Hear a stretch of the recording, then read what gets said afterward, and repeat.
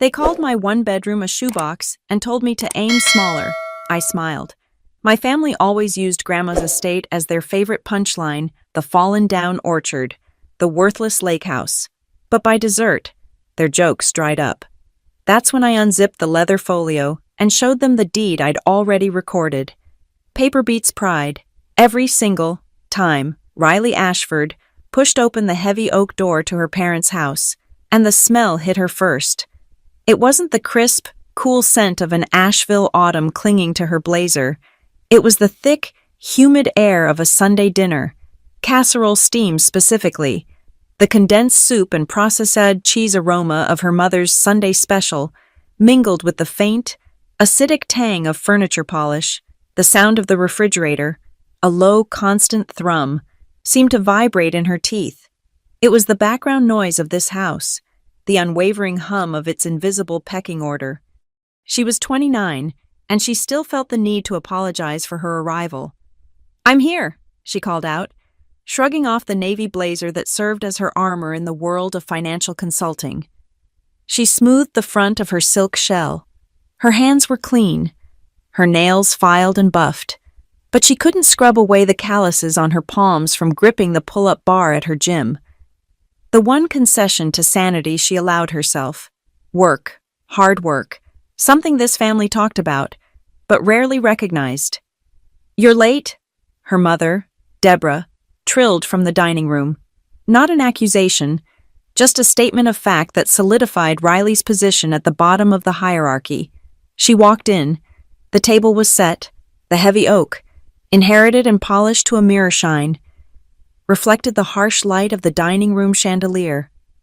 Her father, Carl, sat at the head, already digging into the rolls. Her Aunt Lou, Deborah's sister, was fanning herself with a napkin, though the room was barely warm. "Riley, darling, you made it." Aunt Lou's voice was syrupy. "Hi, Aunt Lou? Dad?" Carl grunted, his attention on the butter. Riley took her seat at the far end, the one nearest the kitchen, the seat that had always been hers. She felt the familiar pressure settle on her chest. This was not a meal. It was a performance, and she'd forgotten her lines. They were halfway through the lukewarm casserole when the piercing, custom ringtone of a pop song filled the room. Carl fumbled for his phone, his face lighting up with a performative brightness. "Ah, it's our star." He propped the phone against a water glass. Savannah's face, perfectly lit and filtered even on a Sunday evening, beamed at them. She was 27, a successful lifestyle and wellness influencer, and had not attended a Sunday dinner in person in over a year. "Hi, Daddy. Hi, everyone." Her voice was a high-practiced chirp. "Sorry I couldn't be there. I'm just swamped with this new brand deal. It's insane." "We understand, honey," Deborah said, leaning into the frame. "You're building an empire." "Totally." "Oh, is that Riles?" Savannah zoomed in, the pixelated image of Riley's face filling the screen. "I was just showing my followers the cutest little apartment tour, and it made me think of you. Hold on. Let me show everyone." The screen flipped. Riley wasn't sure what she was looking at, some curated corner of Savannah's loft, but then Savannah's voice returned, dripping with faux sympathy. "I was just telling them about your place. So cute. So compact." Riley felt the air tighten. She looked down at her plate. "Wait, Riles, you're still in that shoebox?" Savannah asked. Her laugh was light, airy, and brutal.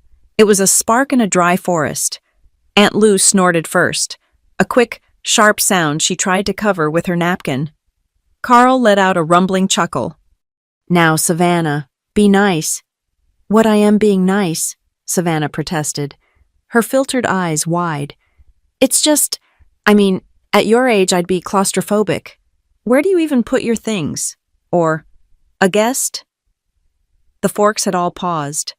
The only sound was the refrigerator's hum and Savannah's tinkling laughter through the tiny speaker. "Starter life, starter dreams, I always say," Aunt Lou muttered into her glass of sweet tea, fanning herself with renewed vigor. "Some people just aim smaller. It's fine." Riley felt the blood rush to her face, a hot, prickling wave. She gripped her fork, pressing her thumb against the tines. She recognized this script. This was the public execution, the part where her perceived failures were laid bare to justify what came next. Deborah and Carl exchanged the look. Riley knew it well. It was the look they had practiced, the silent communication of a speech rehearsed in the privacy of their bedroom. You handle this part, I'll handle that part. The laughter about her apartment died, replaced by a different kind of silence, a heavy, expectant quiet. Well, Carl said, clearing his throat and placing his napkin on the table.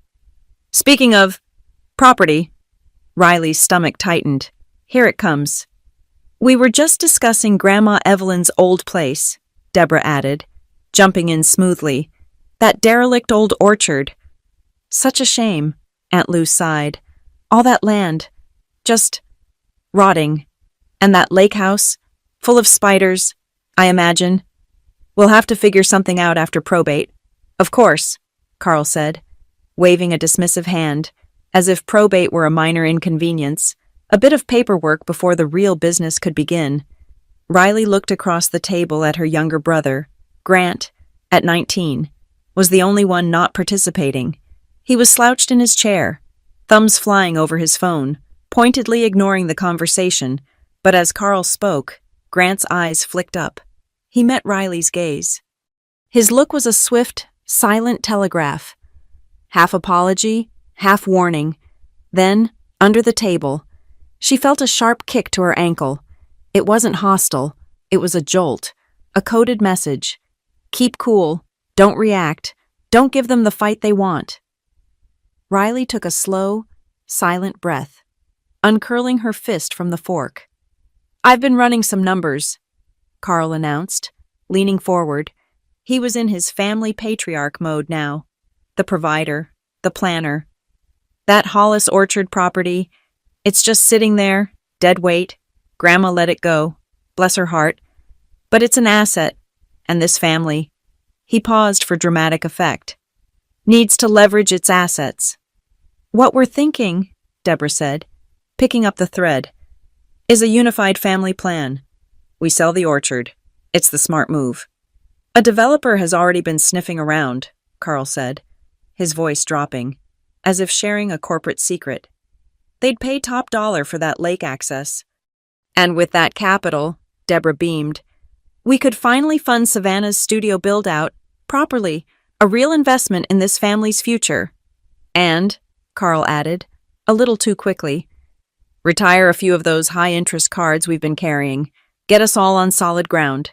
His cards, his ground. Riley kept her face neutral. She looked at the congealed casserole on her plate. She catalogued the assumptions, the entitlement, the casual, breathtaking erasure of her grandmother.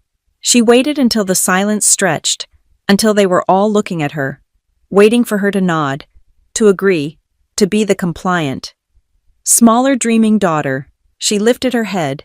Her voice, when it came out, was crisp, cool, and devoid of the heat she felt in her chest. It was the voice she used with her clients. You're sure we own it free and clear? The question landed like a stone in a quiet pond. Aunt Lou gasped, offended on their behalf. Carl's jovial mask slipped. A boisterous, forced laugh erupted from his chest. Of course we do. What kind of question is that? Riley, it's family land. It's been in the Hollis family for 100 years. It comes to us, to me and your mother. That's right, Deborah said, but her smile was brittle. The rehearsal hadn't accounted for this. We're just waiting on the probate court to finalize the transfer. But, sweetheart, Deborah continued, shifting seamlessly from defense to offense. Her tone became a high, thin whine of practiced sympathy. That's exactly why we're so worried about you. All this skepticism, this focus on the negative. She leaned forward, her eyes bright with a predator's concern. You're living in that tiny, expensive apartment. You're working so hard, but you have nothing to show for it. We just want you to be realistic. She reached across the table, patting Riley's hand. Riley resisted the urge to pull away. You need to learn frugality. Honey, maybe you should get a roommate. Or, honestly, maybe it's time to downsize emotionally. Stop attaching yourself to these grand ideas. Not everyone is meant to build an empire like Savannah. Downsize emotionally. The phrase hung in the air, thick and suffocating as the casserole steam. It was the most violent thing Riley had ever heard. It meant, be smaller, want less, do not question us, know your place. Riley's gaze drifted from her mother's perfectly concerned face, past her father's impatient scowl, to the fireplace mantel. There, in a simple silver frame, was a photograph of Grandma Evelyn. It was from years ago, taken at the orchard. She wasn't smiling, she was just looking, her eyes clear, her mouth set in a line that wasn't unkind, but tolerated no fools. She was the only witness in the room, not laughing, not lying, not demanding Riley shrink. Riley turned her gaze back to her mother. She swallowed the heat. She felt it go down. A burning coal of humiliation and rage, settling deep in her stomach. She catalogued the voices, Savannah's high-pitched dismissal, Aunt Lou's wheezing mutters, her father's blustering entitlement, her mother's weaponized pity. She catalogued what each person in this room thought they knew, and then she smiled. It was a small, polite smile, the one she'd perfected over 29 years of these dinners. It was the smile of the good daughter, the one who aimed smaller. She picked up her fork. This is delicious. Mom, really, could you pass the peach cobbler? The peach cobbler was too sweet, the syrup a thick, cloying blanket over the fruit. Riley ate it anyway, the sugary burn a weak distraction from the acid rising in her throat. The laughter about her shoebox apartment had faded, but the echoes remained, clinging to the air like the heavy casserole steam. As Deborah and Aunt Lou began clearing the plates, the real work began. This was the second phase, the casual, undermining chatter disguised as post-dinner cleanup. You know, Riley, Deborah said, scraping a perfectly good serving of cobbler into the trash. You have so many files in that little place of yours, all that paperwork, it just breeds clutter. Riley felt a familiar, cold spike in her gut. Clutter. The word dissolved the present. Suddenly, she wasn't 29, holding a porcelain coffee cup.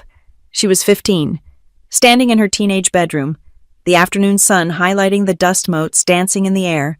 She was holding a white paper envelope, the one she kept tucked under her mattress, the one that had held $243 in diner tips. It was empty. The envelope smelled faintly of burger grease and the cheap vanilla air freshener the diner used. She remembered the visceral, hollow feeling of violation. I borrowed it, Riley, Deborah had explained later. Not looking up from her magazine, she'd waved a dismissive hand, her bracelets jangling. Savannah needed new gear for that drama camp. It's a career-defining opportunity, you understand? We'll pay you back. Eventually. Eventually never came. Savannah's career-defining camp had resulted in a portfolio of blurry headshots and a demand for a new digital camera the following Christmas. Riley looked at her mother in the dining room, stacking plates with martyred precision. Paperwork breeds clutter. Her mind translated the phrase instantly, sharpening the 15-year-old memory into a 29-year-old directive. Erase your receipts. Make your proof disappear. Don't keep a record of what we've taken. I manage, Riley said, her voice even. I like my files. Oh, I'm sure, Aunt Lou chimed in, carrying a stack of glasses. But you've always been the sentimental one, probably why you loved Grandma Evelyn's place so much. She paused, her eyes gleaming with a piteous sort of cruelty. You should really get out there and take some photos, dear, you know, for the memories. Before the developers have to fix it all up. Fix it, as in bulldoze the 150-year-old lake house, clear-cut the heirloom apple trees. It's just such a prime piece of land to be doing nothing, Lou continued, fanning herself again. I heard just a rumor, mind you, from my bridge club that one of those big hotel chains from Atlanta is circling the lake, looking for a new boutique location. Carl, who had been studying the developer's brochure, scoffed. Tacky. We wouldn't let that happen. It needs to be exclusive. Exactly, Deborah agreed, nodding vigorously. Something tasteful, something that honors the potential. They pretended it was beneath them, but Riley saw it. She saw the shared, greedy glance between her parents. They were calculating. They were already spending the money from the tacky hotel chain, debating the color of the new granite countertops for this kitchen. The conversation drifted, as it always did, to the precarious state of the family's finances. Masked as strategic planning, Grant, who had been silent for most of the meal, suddenly looked up from his phone. "Hey, Dad," he said, his voice casual, too casual. "Did that thing with the bank ever go through that second mortgage application you were working on?" Riley froze, her coffee cup halfway to her lips. A muscle in Carl's jaw jumped, but he covered it with a broad, paternal laugh. "Just exploring options. Sun-smart businesses always keep a line of credit open. Diversifying our portfolio." It was a word salad of financial buzzwords he'd picked up from a golf buddy, but Riley saw the truth. His calm was feigned, a thin coat of paint over stressed wood, a second mortgage application, which meant the first one hadn't gone through.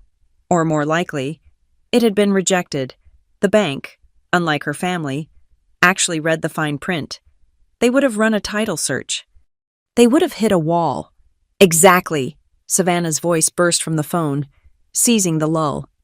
"And speaking of smart business, Daddy, let me show you the real projections for the studio. I updated the brand deck." The phone screen flickered, and Carl angled it for the table to see. A slick, magenta and white presentation filled the screen. Savannah Holloway Wellness Evaluation. The slides were filled with buzzwords. Synergistic reach. Projected Q4 engagement metrics. Tiered influencer valuation. Riley watched, her professional instincts taking over. She ran Kestrel Ledger LLC, her own boutique financial consulting firm. She spent her days untangling the chaotic books of startups and small businesses. She knew a fraudulent graph when she saw one. Savannah's follower growth chart was a perfect, inorganic hockey stick. Her engagement to follower ratio, the number that really mattered, was laughably low, a clear indicator of purchased followers. The projected brand deal revenue was based on metrics that didn't exist, invoices that hadn't been paid. It was a house of cards. "As you can see," Savannah narrated, her voice full of breathless confidence, "the valuation puts the studio at a 7-figure potential within 18 months. It's literally a money-printing machine. We just need the seed capital to, build the machine." While her father nodded, his face slack with pride. Riley slipped her hand into her blazer pocket. Her thumb found her phone, under the cover of the oak table. She unlocked the screen. Her fingers were steady, the calluses on her palms grounding her. She opened a new, encrypted message. To Maya Torres. Subject, new file, body. Need a quiet forensic look-see, family LLC, potential asset fraud, urgent.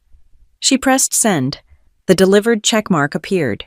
New message, to Jonah Pike. Subject Hollis Estate, R. Ashford, body urgent. Need to confirm status of probate and any pre-filed deeds re. Evelyn Hollis, ASAP. Call me. Send. She let the phone rest in her palm for a moment. As she went to slide it back into her pocket, her fingertips brushed against the worn leather of her wallet. The touch sparked another memory, as clear and sharp as a shard of glass. Grandma Evelyn, on her porch at the lake house last year, handing her a birthday card. The card was simple. Recycled paper with a single. Pressed Queen Anne's lace on the front. Inside, a modest check and 7 words in her strong, clear cursive. "You're the only one who reads the fine print."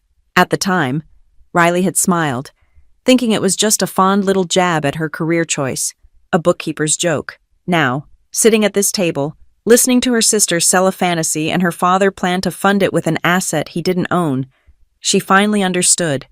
It wasn't a joke. It was a map. It was a warning. And, perhaps, it was an instruction. The presentation ended. The cobbler plates were gone. Deborah sat back, clasping her hands on the table, her face arranged in a mask of maternal sacrifice and boundless love.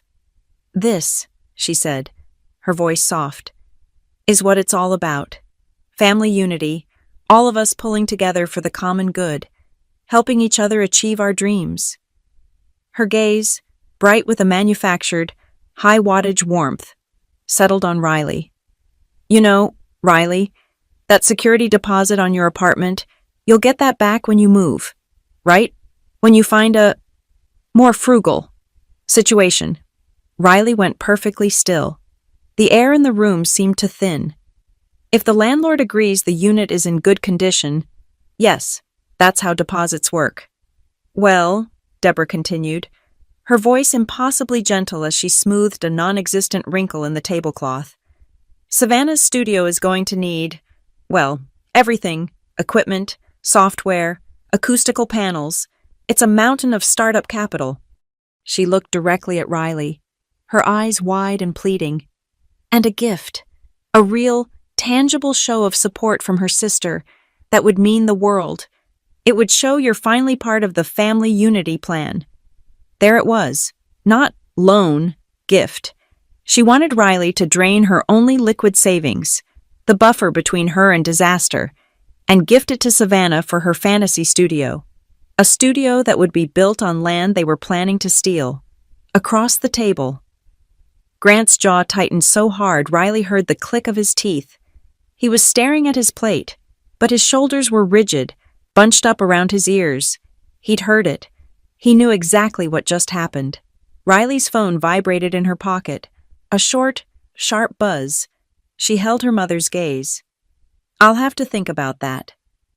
"Don't think too long, dear," Aunt Lou interjected. "Opportunities like this don't wait." Another vibration. Riley stood, placing her napkin on the table. "Excuse me, I need to use the restroom." She knew they would interpret it as weakness. She was fleeing. She was going to downsize emotionally in the guest bath. She saw the small, triumphant smile her mother exchanged with her aunt. She closed the bathroom door. The click of the lock unnaturally loud. The walls were papered in a cloying peach floral. She leaned against the cool porcelain sink and pulled out her phone. 2 messages from Grant. "That's bullshit, Riles." A second later. "Don't let them bulldoze you." Riley looked at her own reflection in the mirror. Her eyes were not angry. They were not sad. They were clear. The heat she had swallowed earlier was gone, replaced by something cold, hard, and perfectly formed, a bearing. She was not the 15-year-old girl missing her diner tips.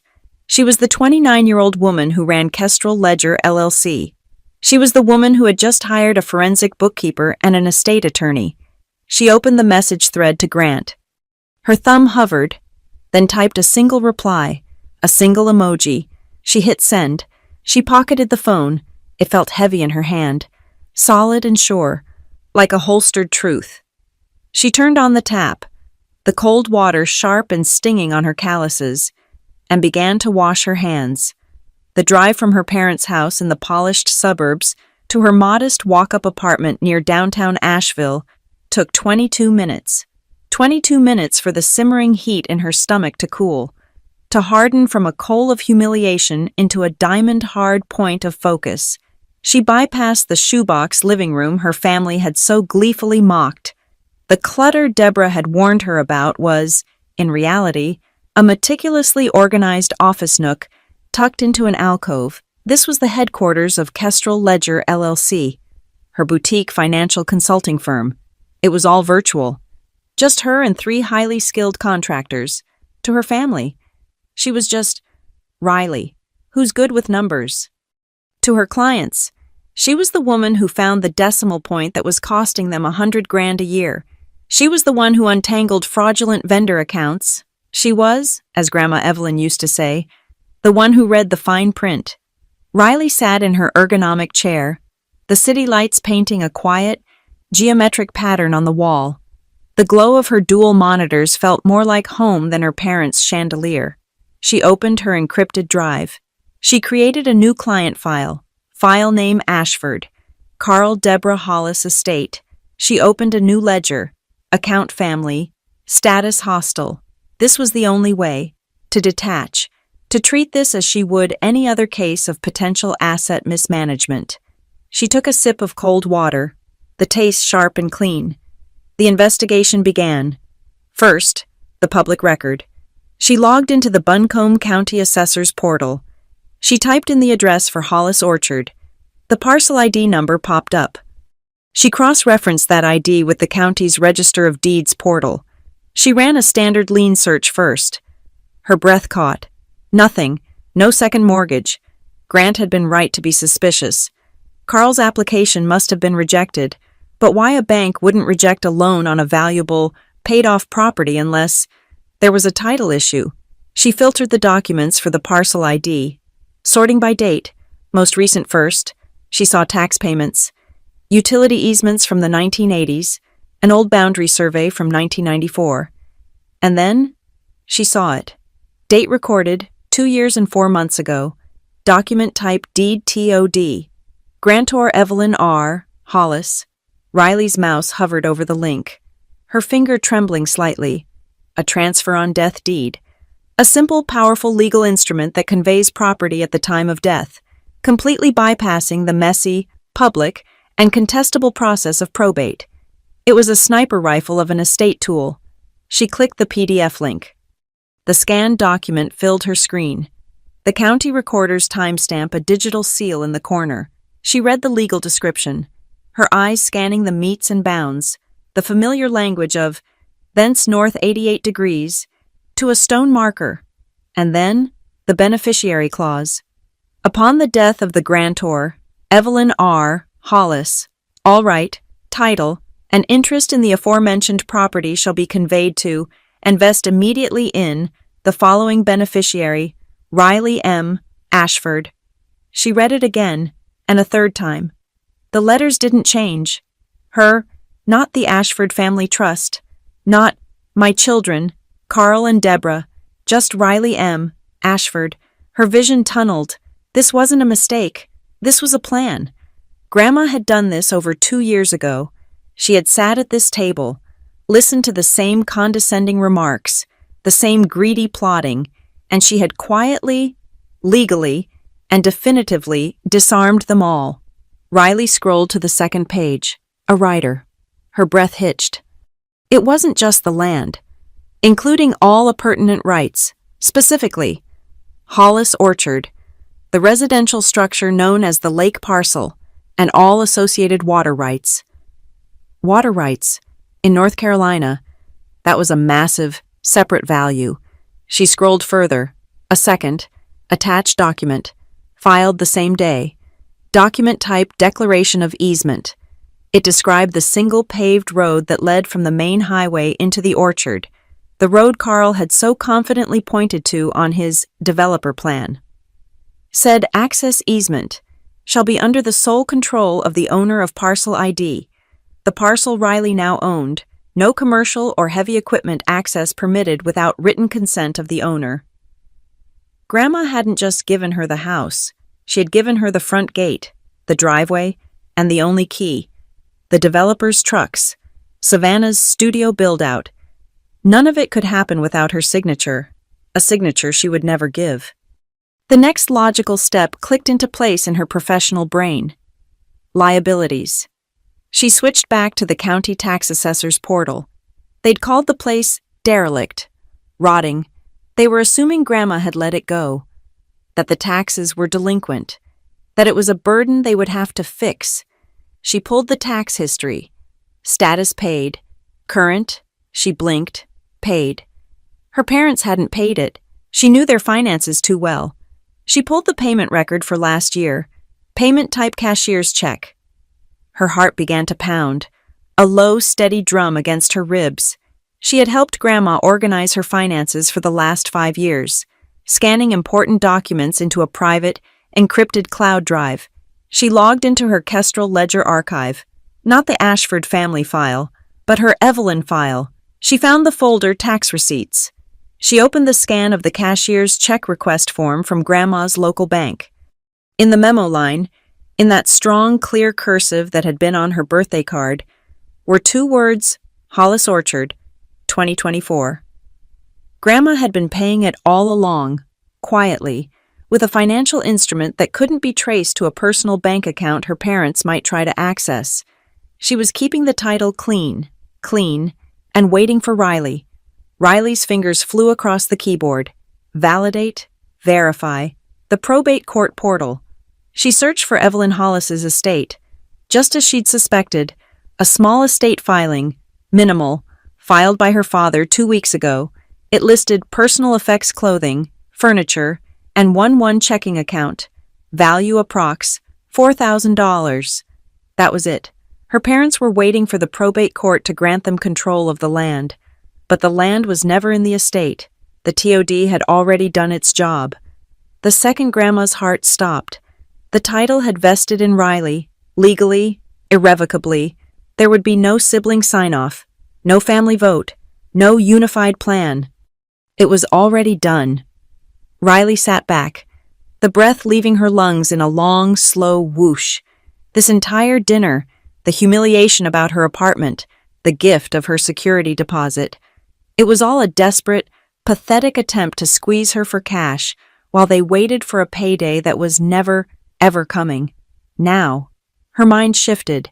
It moved from defense to offense, from ownership to leverage. She wasn't just going to keep the orchard. She was going to make it thrive in a way that would be a public, permanent testament to what her family had tried to destroy. She opened a new browser tab, state environmental reports, land trust databases. She pulled the zoning maps for the lake, the shoreline. Yes, it was designated as a priority watershed. She knew about this from a client in Raleigh, the state conservation tax credit.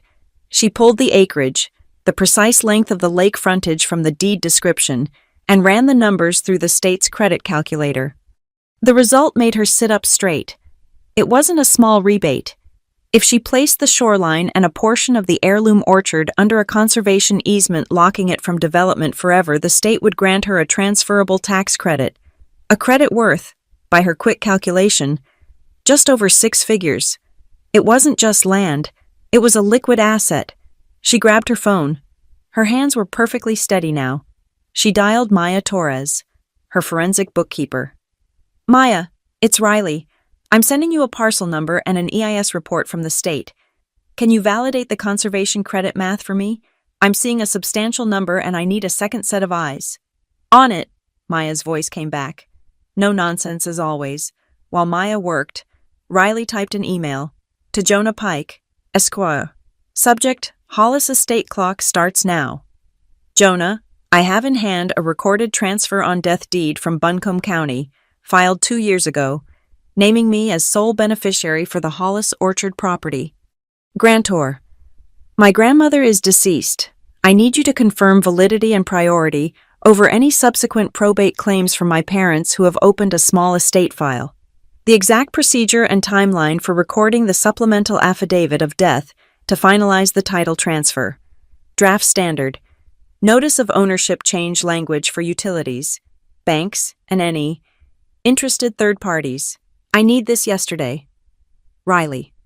She hit send. Her phone buzzed. A text from Maya. You're not crazy. You're conservative. The state registrar loves shoreline parcels. Numbers are clear. It's gold. Riley, go get it. Riley closed her laptop. The screen went black, reflecting her own face. She saw the girl in the shoebox, the girl who was supposed to downsize emotionally. She stood up and walked to the small bookshelf by her desk. On the top shelf sat a dented, floral-patterned metal recipe box. It was one of the few things she had taken from Grandma's kitchen after the funeral, before her mother could declutter it for an estate sale. She opened the lid. The smell of cardamom, dried ink, and old paper wafted out. She flipped past Sunday Chicken, past Apple Brown Betty, and there, tucked in the very back, behind Peach Cobbler, was a single, folded sheet of Grandma's thick, cream-colored letterhead. Riley unfolded it. It wasn't a recipe. It was a note, just 6 words, in that strong, familiar cursive. If they laugh, hand them paper. Riley stared at the note. It was permission. It was the strategy. It was Grandma's last, whispered instruction. The paper in her hand began to shake, a small, violent tremor. It wasn't fear. It was the release of 29 years of swallowed heat. It was the adrenaline of a fight she finally had the tools to win. She stood there, in the quiet of her shoebox apartment, staring at her grandmother's words, until her hands, at last, were perfectly, terribly still. The next morning, sleep felt like a tactical error she couldn't afford. Riley was at her desk by 7:00 a.m., coffee black and scalding. The shoebox was humming with quiet energy. Kestrel Ledger LLC was, for today, a command center. Her phone, set to silent, lit up at 8:05 a.m. exactly. Jonah Pike. "Good morning, Ms. Ashford." Jonah was all business, his voice a dry, comforting rustle of legal paper. "I reviewed the deed you sent. It is, in a word, ironclad. The TOD was filed correctly, notarized, and properly recorded 2 years ago. It has absolute priority. Your parents' probate filing is irrelevant the asset. As you correctly assessed, never entered the estate. It's yours. It has been yours since the moment of your grandmother's death." Riley closed her eyes for 1 second. The confirmation was a steel rod settling into her spine. "What's the next move?" "Immediate recording of the supplemental affidavit," Jonah said. "It's the formal notice to the county that the transferor, your grandmother, is deceased, which officially clears the title into your name for all public-facing purposes. It's a housekeeping measure, but it's the one that slams the door. I have the document drafted. You need to sign it, have it notarized, and get it to the Register of Deeds. Today. I'll have it filed before lunch." "Good," Jonah said. "Once that's indexed, any title search run by any bank, developer, or creditor will list you, and only you, as the fee-simple owner. Their redevelopment plan will hit a brick wall so fast, it'll give them whiplash. The clock, as you said, is running."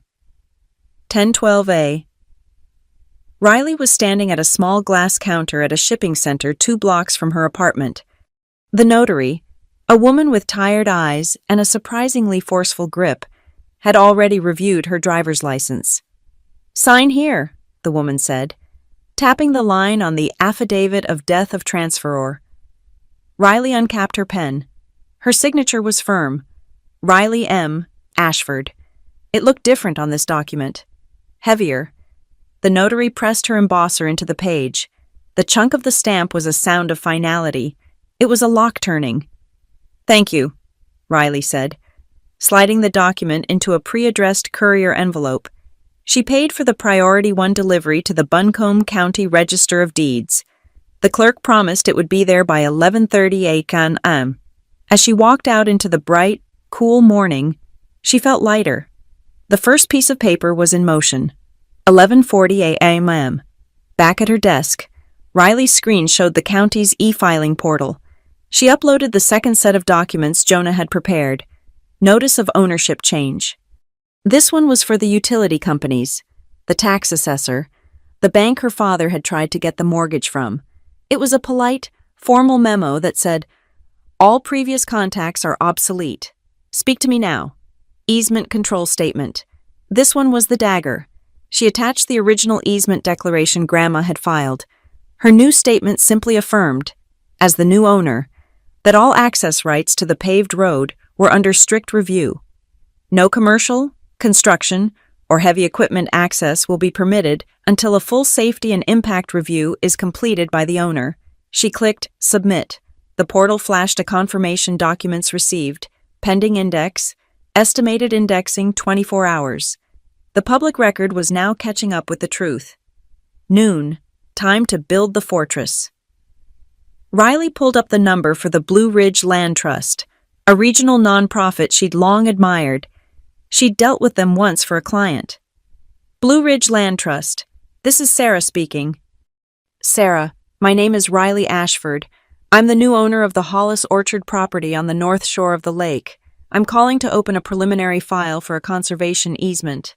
There was a pause. The Hollis Orchard? We've had our eye on that parcel for years, Ms. Ashford," We were worried it was going to be sold for development. It's not, Riley said, the words tasting like victory. My grandmother, Evelyn Hollis, preserved it for a reason. I intend to make that preservation permanent. I want to lock the shoreline and the heirloom apple trees from any future development, permanently. We would be thrilled to begin that conversation, Sarah said, her voice electric with enthusiasm. Can I send you the preliminary application packet? Please, Riley said. I'll have it back to you by end of day. She hung up and smiled. This wasn't just defense. This was purpose. 1:15 p.m. With the land trust packet open on one screen, Riley opened the North Carolina state tax portal on the other. She was now the owner of a parcel pending conservation. This made her eligible. She filled out the application for the state's conservation tax credit. She attached the deed, the affidavit, and her preliminary file number from the land trust. She typed in the acreage, the precise feet of protected shoreline. She ran the numbers one last time. Projected certificate value, redeemable over 3 years, $240,000. It wasn't just a shoebox apartment anymore. She now commanded a $250,000 asset, created from the very land her family had called worthless. She clicked Submit. 2:05 p.m. Liabilities. Ownership wasn't just a privilege. It was a stack of responsibilities. That derelict lake house was now her derelict lake house. Her problem. Her liability. She called her insurance broker.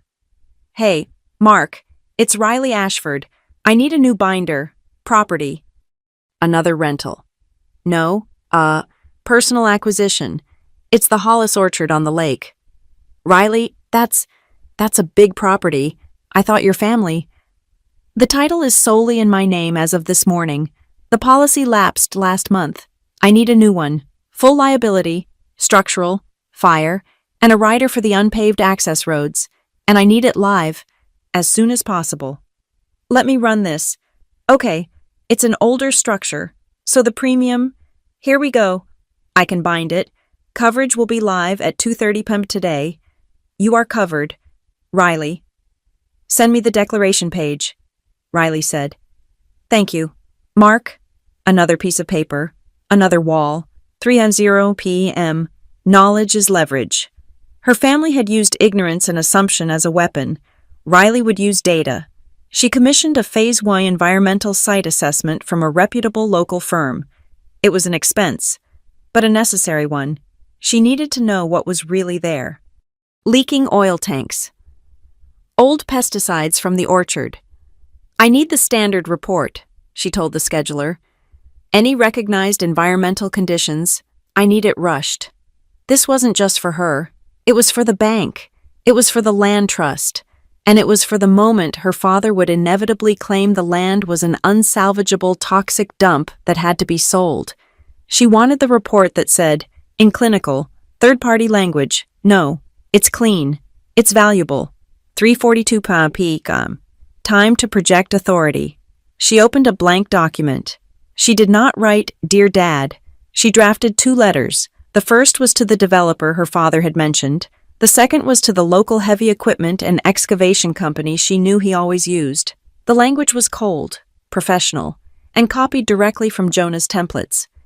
To whom it may concern, this letter is to formally notify you that as of today's date, all property known as Hollis Orchard, including all structures and easements, is under the sole ownership of R. Ashford.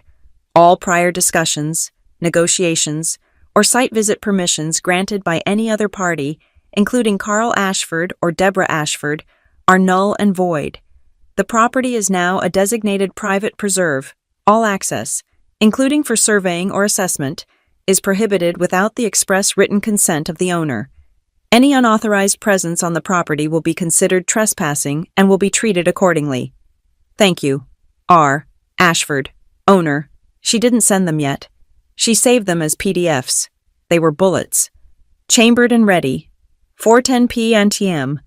The digital walls were up. Time to build the physical ones. Riley was on the phone with a local survey supply company. Yes, I need 58-foot steel T-posts and 20 rolls of high-visibility orange flagging. She paid with her Kestrel Ledger credit card. Next call, a local sign printing shop. I need 10 signs, 24 by 24 aluminum, weatherproof. I need them by tomorrow. She emailed the file. The text was simple, black, and bold. Private property, no trespassing. This land is a protected area, the Hollis Preserve. Owner R. Ashford. She'd post them herself. 444. The final piece of the financial puzzle. The conservation tax credit was a $240,000 asset. It was real. It was bankable. Riley logged into her business banking portal for Kestrel Ledger LLC. She navigated to her line of credit. It was a modest line, secured by her firm's receivables. She uploaded the preliminary approval from the land trust and the state tax credit application. She sent a message to her small business banker. Hi, Helen. I'm updating my firm's collateral file. We've secured a new asset, a $240K state conservation tax credit, certificate pending. I'd like to use this to collateralize an increase in our operating line of credit. We're planning some capital expenditures for a new acquisition. She was leveraging the asset they wanted to steal to fund the repairs on that same asset. It was a perfect closed loop. It was beautiful. 5:19 p.m. The work was done. The traps were set. The paper was filed. Riley shut down her monitors. The shoebox was quiet again. She grabbed her blazer and her purse. She walked out of her building and down the street. Not to her car, but to the small, independent stationery shop downtown. The bell on the door chimed. The shop smelled of leather, ink, and thick, expensive paper. She didn't browse. She walked straight to the back. She selected a single leather folio, not a binder, not a plastic folder, a folio. It was deep navy blue, almost black, with a simple, sturdy zipper. It felt heavy in her hand. Professional. She bought a single ream of 32-pound archival quality cream paper. The exact shade Grandma Evelyn had used for her letters. It cost her $39. Symbolism mattered. Paper beats pride. But the quality of the paper matters. 702p. The sun was a dying ember, staining the lake with shades of blood orange and bruised purple. Riley's car was the only one on the unpaved, rutted road to the lake house. Her new insurance declaration page was on the passenger seat. She parked and got out. The air was different here. It smelled of damp earth, pine, and the faint, sweet decay of apples in the orchard rows. She had Grandma's old key. It still worked. The front door of the lake house opened with a groan. She stepped inside. The air was cold. Still. Dust motes danced in the last beam of light from the window. This was the derelict place, the spider-filled house. It was silent, but it was a strong silence. The beams were thick, hand-hewn. The foundation was stone. She walked across the wide plank flooring of the main room. The floor creaked under her boot. It didn't sound like decay. It didn't sound like a warning. It sounded like an old violin, its strings tight, waiting to be played. It was a sound perfectly in tune with the steady, quiet beat of her own breath. She was home. Riley was back at the orchard by 9 the next morning. The steel T-posts and rolls of orange flagging from the Survey Supply Company were piled in the back of her Forester. She was hauling the first post toward the rutted access road when she heard the crunch of gravel, not a car, the rhythmic tick-tick-tick of a bicycle coasting.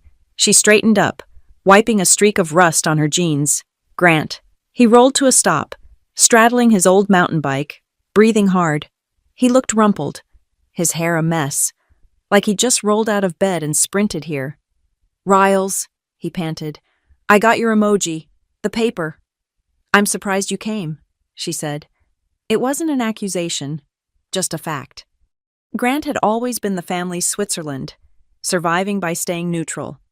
I had to." He looked from her face to the pile of steel posts. "What is all this? It looks hostile." "It's called setting a boundary," Riley said. "The legal term is posting." She pulled her phone from her back pocket, her fingers already navigating the county's public portal. She didn't open a PDF she'd saved. She went to the public website. the one anyone could access. She typed in the parcel ID. She held the phone out to him. Grant squinted, leaning in. He read the document type deed TOD. He read the grantor Evelyn R. Hollis, and then his eyes landed on the beneficiary Riley M. Ashford. He went pale. He stepped back, his eyes wide, and looked from the phone to the lake house, then back to Riley. Sole beneficiary, he whispered. Sole beneficiary, Riley confirmed, pocketing her phone. Recorded 2 years ago.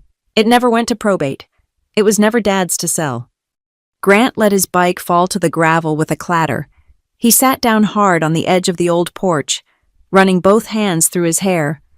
"Oh my God," he breathed. "Oh, God. Riley." He looked up, his eyes sharp with a sudden, panicked realization. "They are going to explode." "That's the likely outcome," Riley said, picking up a post. "No, Riles, you don't get it." Grant stood up, pacing in a small, tight circle. "They're already moving. Dad was furious after you left on Sunday. He was on the phone all yesterday morning, ranting about insubordination. He thinks you're trying to block the probate sale, to get a bigger cut or something." "He's wrong." "I know," Grant's voice cracked. "But that's not the worst part. He came to me last night, after dinner." Riley stopped, the steel post heavy in her hand. She waited. Grant wouldn't meet her eyes. He was staring at the gravel, kicking a small stone. He told me, to find my old key to Grandma's place. The one she gave me when I used to cut the grass here. Riley's blood went cold. "Find it for what?" "He has a contractor buddy," Grant muttered, the words coming out fast now. "A confession. Someone who does quick work. He wanted me to bring the keys here this morning. Let the guy in, to assess the demo costs. He said, 'We need to get ahead of this. Grant, show the developer we're serious.' He was going to start gutting it. Riley, without permission, without probate, without anything." So her father's plan to retire a few cards had escalated to illegal demolition. "What did you tell him?" Riley's voice was quiet. "Dangerous." "I lied," Grant said, finally looking up. His eyes were miserable. "I told him I lost the key years ago. He got pissed. He said I was useless, just like my sister, and he stormed off. Said he'd just handle the locks himself." Riley let out a breath she hadn't realized she was holding. "Thank you for telling me, Grant. He was just going to do it. He didn't even think to ask." "That's the problem," Riley said. "He thinks this is all his, that we are all his. He's been operating on assumptions his entire life. Grandma knew that. So, the TOD, the transfer on death thing, what is that? What does it mean?" "Exactly." Riley leaned the post against the porch. She sat down next to him, close enough for him to feel like an ally, not an enemy. She put it in plain English. "It means Grandma gave me the house, the orchard, and the lake, directly, like handing me a sealed envelope and telling me not to open it until she was gone. The will, the probate court, Mom and Dad's family plan, none of it matters. It's like it's in a different universe. The law sees her, and it sees me. No one else is in the room. The house was mine, legally, seconds after she died, and they've been trying to sell, and spend, and downsize my life, based on a fantasy." Grant nodded, absorbing it. He looked relieved. The confusion and fear were draining away, replaced by a slow, dawning clarity. "She knew," he said. "She knew they'd do this." "She knew," Riley affirmed. "She was the only one who ever read the fine print." "So what now?" "Now," Riley said, standing up and grabbing her phone. "I make the walls visible, and I change the locks." She made the calls from the porch. Grant sitting quietly on the steps, listening, first, to Maya Torres, her forensic bookkeeper. "Maya, you had a look at that brand deck." "Riley," Maya's voice was crisp, crackling with professional disdain. "It's not just a brand deck, it's a work of fiction. The metrics are inflated by at least 300%. The follower graphs are a joke. She bought a 50K bot block from a server in Estonia, but that's not the fun part. There's a fun part. Her projected revenue is based on 3 major brand deals. I checked with my contacts at 2 of them. Not only is there no deal, Savannah's been blacklisted for non-professional engagement, but here's the real fun. The studio expenses, she's already racked up the lighting, the software licenses, the consulting fees. Let me guess, Riley said, watching a hawk circle the lake. All routed to a single card. Maya said, a platinum Amex, registered not to Savannah, but to Deborah Ashford, and Riley. The account is 60 days past due, and there are 3 vendor invoices, totaling about 20 grand, that are sitting unpaid in Savannah's email. It looks like they were expecting a capital injection, fast. The developer money, the money from the land. They weren't just planning, they were kiting. Could I use this? Riley asked, thinking of Savannah's smug, filtered face on the FaceTime call. You could ruin her. Send these unpaid invoices to her brand partners. She'd be off the platform in a week. Riley was silent for a long moment. She thought about the Snickers at the table. Shoebox. Starter life. It was tempting. It was so tempting. No, Riley said, her voice firm. I'm not here to humiliate her. That's their game. I'm just here to set boundaries. The facts are enough. Paper quietly beats noise. Thanks. Maya, send me the summary report. For my files. She hung up. This wasn't about Savannah's online fantasy. It was about her family's real-world entitlement. Humiliating Savannah wouldn't stop her father from showing up with a crowbar. Next call.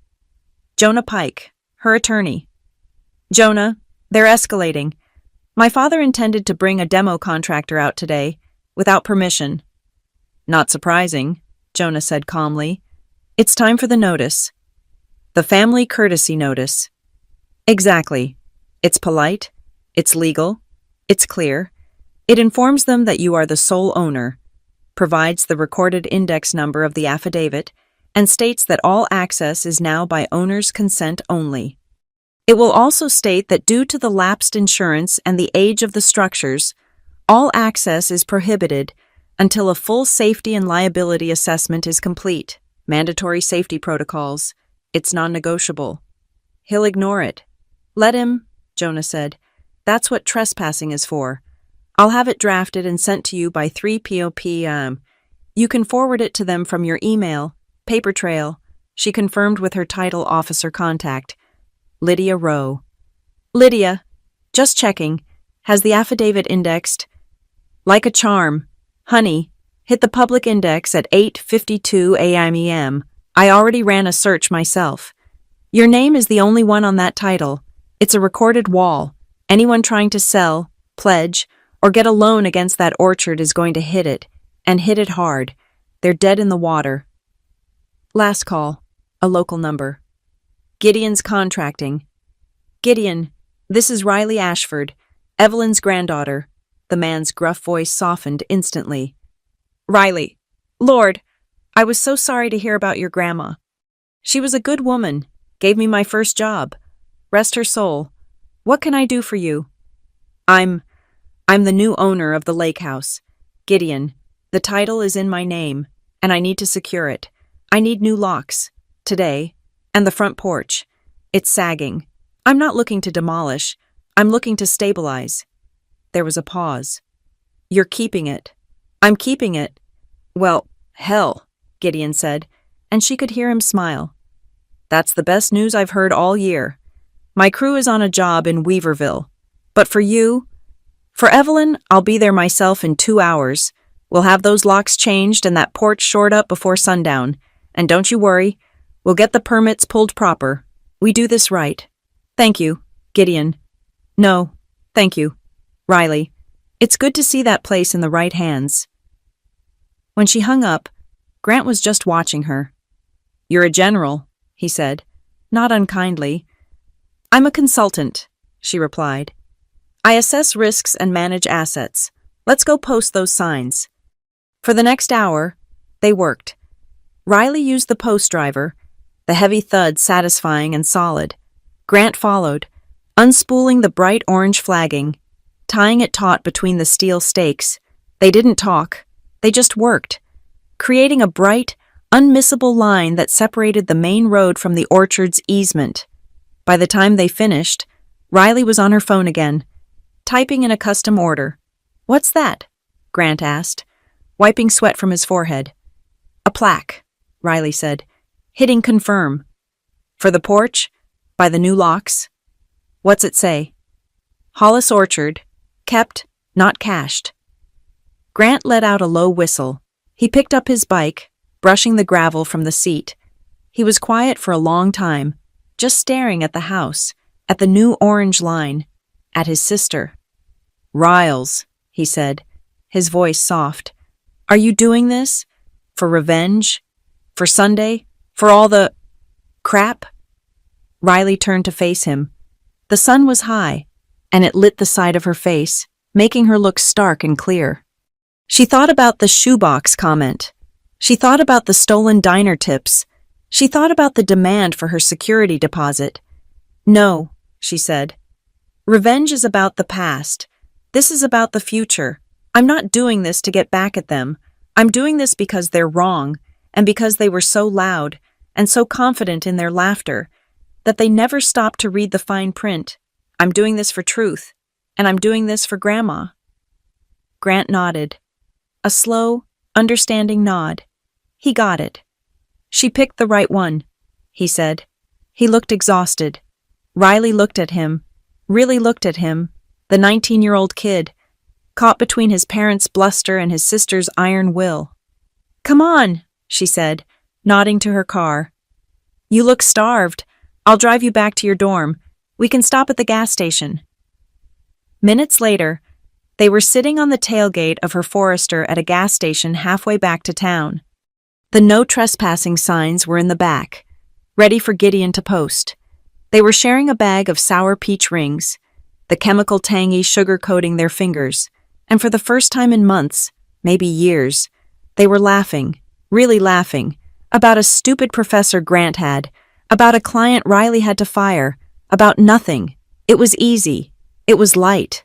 It was the first honest moment they'd shared since they were kids, before the family pecking order had been so ruthlessly enforced.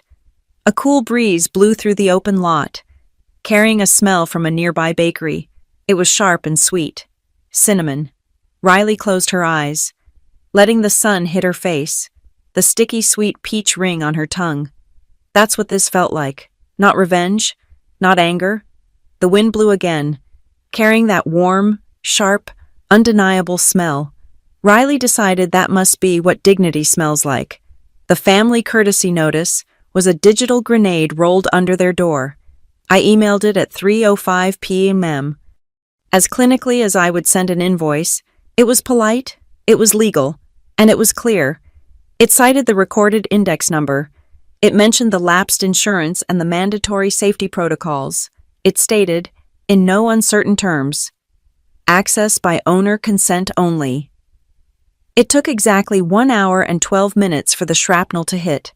At 4:17 p.m., my phone lit up on my desk, a group text from my mother, to Riley, Grant, Carl, Savannah, Aunt Lou, subject, urgent family meeting.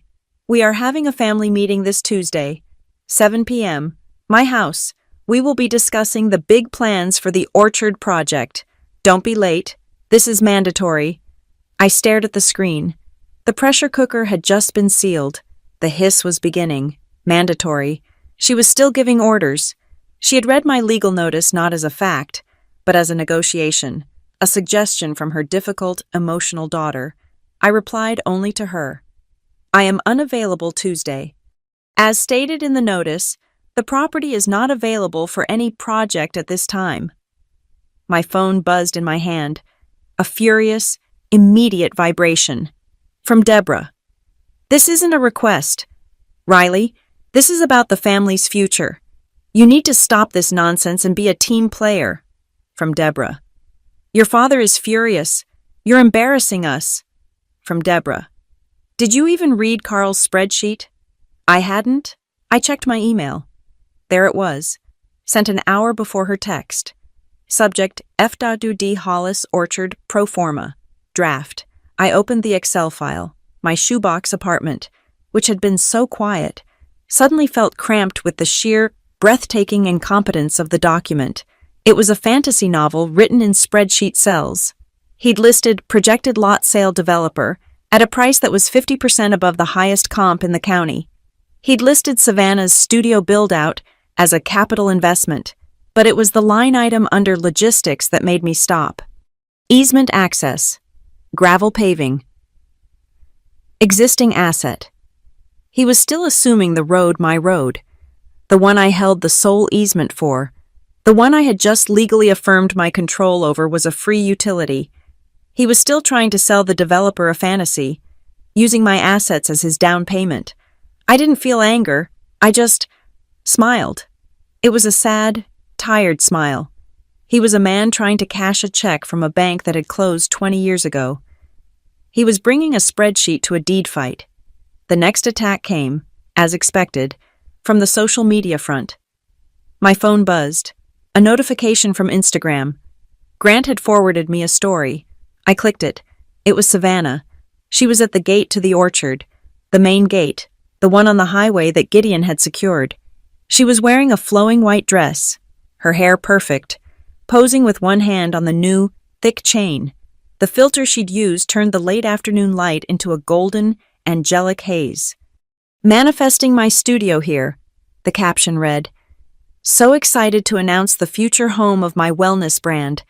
Grandma Evelyn always wanted this land to be a place of healing and growth. Can't wait to share this journey with you all. Hollis Preserve Girl Boss building my dream. She'd tagged the location. She'd even used the name I had put on the signs. But in her haste to manifest, she'd framed the shot badly. There, bolted to the gatepost just 6 inches from her perfectly contoured cheek, was the brand new, weatherproof aluminum sign. Private property, no trespassing, the Hollis Preserve. Owner R. Ashford. Her manifestation was photobombed by my legal notice. I didn't even have to reply. The sign did it for me. Aluminum beats influencers. The calls started Tuesday morning, the day of the mandatory meeting I was skipping. The phone lit up like a switchboard. Each ring was a new wave of pressure. The first was Aunt Lou. I let it go to voicemail. Riley, dear. This is your Aunt Lou. Her voice was a wheezing cloud of betrayal. I am just baffled, absolutely baffled by this behavior. Your mother is sick with worry. After all we've done for you, I remember bringing you that 3-bean casserole when you had that little cold in 1998. This is how you repay us, by trying to steal your grandmother's house. You are being so ungrateful. A casserole from 1998. That was her proof of sacrifice. That was the debt she was calling in. I deleted the message. The next call was my father. I was on a conference call with a client, so I sent him to voicemail. 2. His message wasn't pleading, it was blustering. He was trying to sound like a CEO. Riley, your mother told me you're ignoring her. Now listen to me. A long, audible breath. I've been talking to my own legal counsel. You think you're smart, but you don't know what you're doing. We are forming a bankruptcy remote LLC for the property. It's a standard asset protection vehicle. You can't touch it, so you can stop this little stunt right now. We're having the meeting tonight, and you will be there, or we'll proceed without you. Don't be stupid. I almost laughed.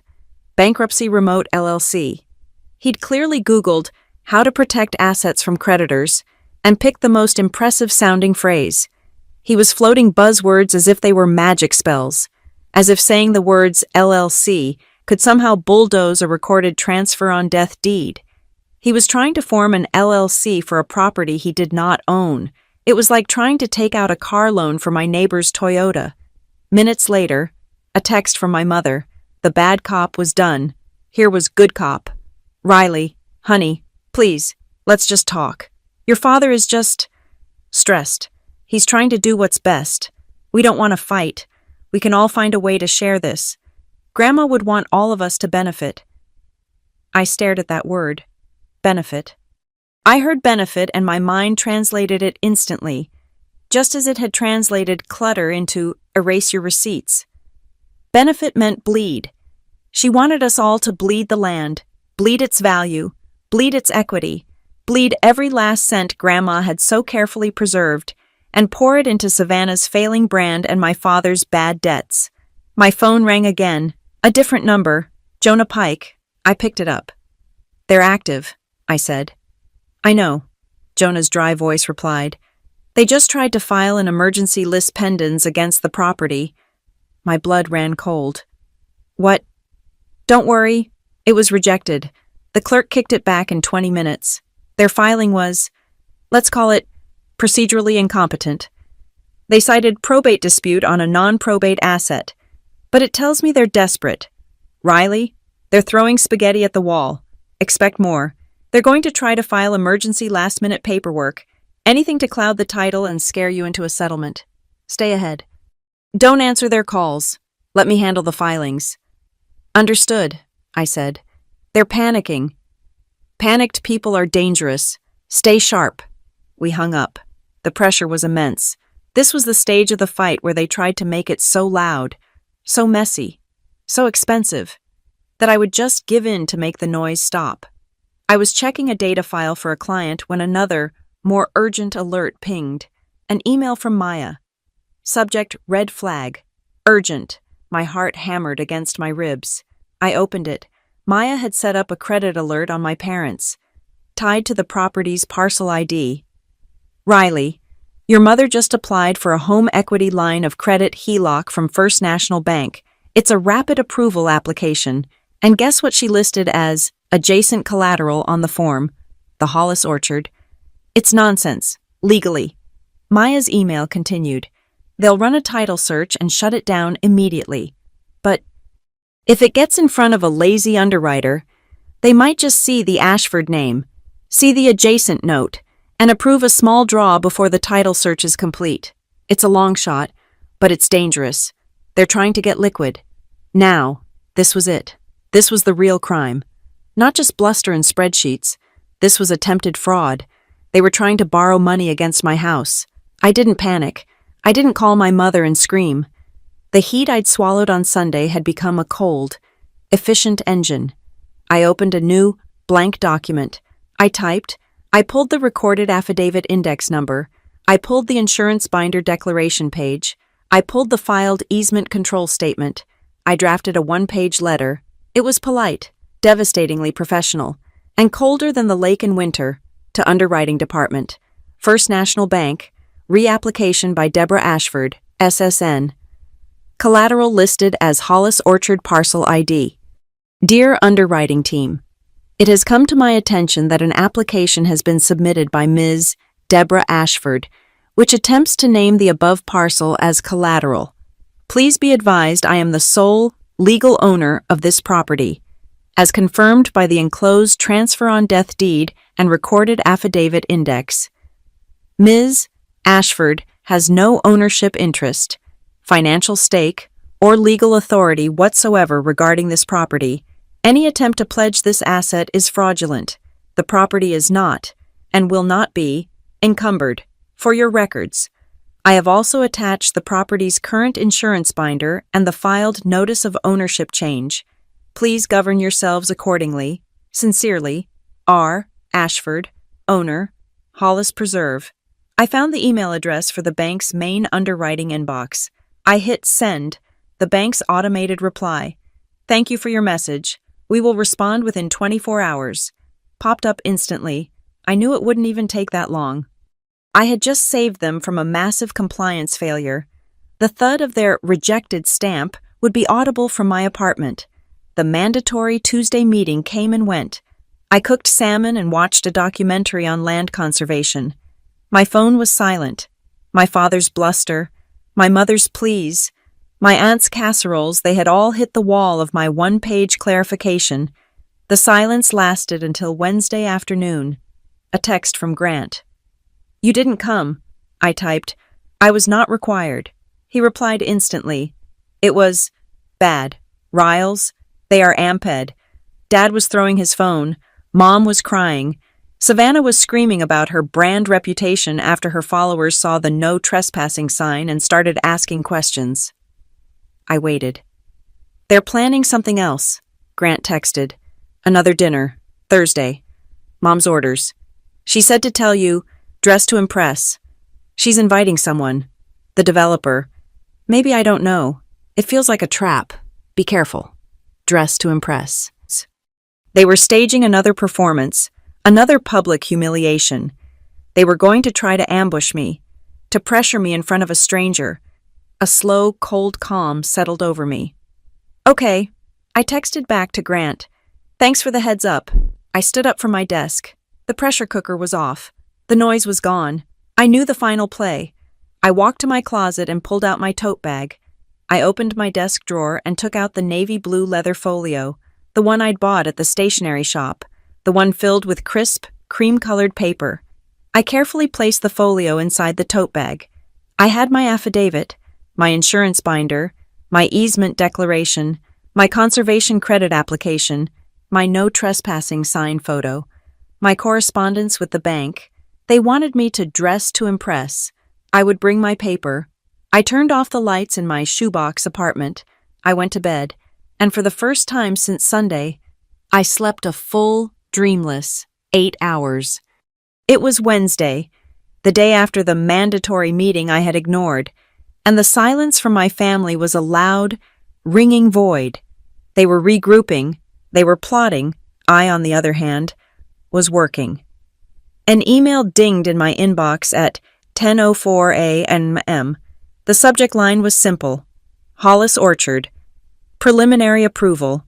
It was from Sarah at the Blue Ridge Land Trust. My fingers, which had been flying across a client's ledger, went still. I clicked. It was a formal PDF. On their official letterhead, the logo, a stylized blue mountain, felt like a shield. Dear Ms.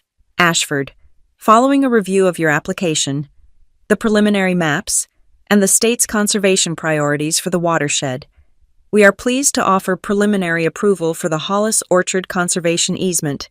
Our board was unanimous. We are prepared to move forward with the formal appraisal. I scanned past the legal language, my eyes hunting for the number. There it was. Based on our preliminary assessment, we concur with your estimate. The projected state conservation tax credit for an easement of this scope is valued at $240,000 USD. I printed the letter. The paper was warm from the printer. I ran my thumb over the dollar amount. $240,000, not from a developer, not from clear-cutting the land, from saving it. This single piece of paper, this crisp and undeniable letter on official letterhead, was worth more than my parents' combined pro forma fantasies. It was the first number in my counter-narrative. The mail arrived an hour later. In it was a thick, windowed envelope from my insurance broker. It wasn't just the digital binder. It was the full, hard-copy policy. I fanned through the declaration pages. Coverage effective. This document was its own kind of power. It systematically shut down one of their most likely avenues of attack. They could no longer claim the property was an unsafe, uninsurable liability. They couldn't use a manufactured code violation as a pretext to bypass my consent. I owned the risk, and now I owned the protection. I was the one who defined safe. When I drove out to the orchard in the afternoon, the air was sharp with the smell of cut wood. Gideon's truck was gone, but the evidence of his work was profound. The porch no longer sagged. New support beams, clean and pale, were sistered against the old dark wood. The front door sported a new, heavy-duty deadbolt. Further down, near the road, a surveyor's truck was parked. A man in a high-visibility vest was hammering the last stake into the ground. He'd flagged the entire easement path, the one Grandma had deeded to me. The line of bright orange tape, fluttering in the breeze, was like a shoelace pulling the whole story tight. It was a physical, unmissable, day-glow orange line. It transformed my abstract legal right into a very real, very clear boundary. My father's imaginary developer road now had a barrier he couldn't ignore. That night, I didn't work on my family file. I opened Grandma's. I pulled out the recipe box again, but this time I looked for the notes I'd always skipped. Tucked behind a card for green tomato relish were 3 pages of notebook paper. The lines faded, filled with her strong, clear cursive. It was her grafting log. Notes on the heirloom apple trees. Hollis russet. Graft 4 rootstock M1011. Strong start. Good flavor. Keeps till March. I opened a new tab on my browser. Appalachian Heirloom Apple Project. I found a small, state-funded grant for the restoration of lost varietals. I sat there and typed out the application. I wasn't just the owner, I was the steward. And when I got to the section for historical significance, I scanned Grandma's handwritten grafting notes and attached the file. This wasn't about money, this was about roots, but I was still a strategist. While I was honoring the past, I was also preparing for a hostile future. I opened a blank document for immediate release. Hollis Orchard to become a protected community preserve. I drafted the entire press release. I wrote about the partnership with the Blue Ridge Land Trust. I wrote about the historic Heirloom Apple Restoration Project. I wrote about honoring the legacy of Evelyn Hollis by protecting the land from development. I even included a line. The timeline for opening the preserve to the public is pending the new owner's long-term restoration plan. I saved it in my Hollis folder. Draft press release, DocsX. It was a bomb. Undetonated. It was the lever of public opinion, ready to be pulled if Savannah or my parents tried to take their family drama public. I would counter their spin with the truth, backed by a beloved local nonprofit. My work, my real work, had never been better. The focus I poured into the Hollis file had streamlined everything. I ran the quarterly numbers for Kestrel Ledger LLC. It was our best quarter on record. I immediately logged into my payroll system and authorized modest but meaningful bonuses for my 3 contractors. Thanks for a great Q3. Appreciate the hard work. RA. Loyalty compounds. I was building my own family, one based on competence and mutual respect. Gideon had left me the new keys. 2 sharp, freshly cut brass keys. I drove to the hardware store and had 2 copies made. I put one on my own keyring. It felt solid, permanent. I slipped the other into a small envelope, the kind you use for gift cards. I wrote Grant on the front. It was an act of trust. This entire time, I hadn't spoken to my family, but they were coming.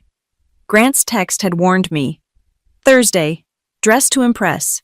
They were setting a stage. So I would set 1, 2. I took a clean, 1-inch binder from my office shelf. I designed a cover page. The Hollis Preserve. Welcome Code of Conduct. This was the new law. Inside, I put a fresh copy of the survey map, the boundaries clearly highlighted. I put in the easement path, and then I wrote the Code of Conduct. It wasn't emotional. It was a list of standards.